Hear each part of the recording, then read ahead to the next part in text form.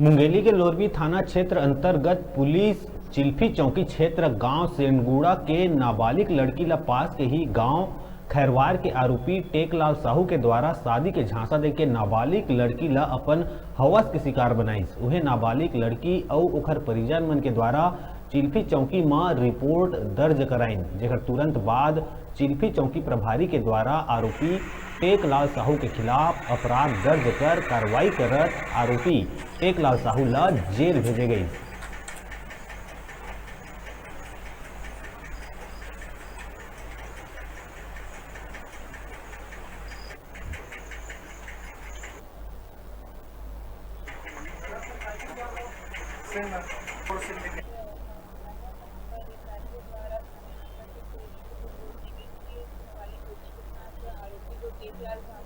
उम्र 25 वर्ष खैरवार खुर्द का है।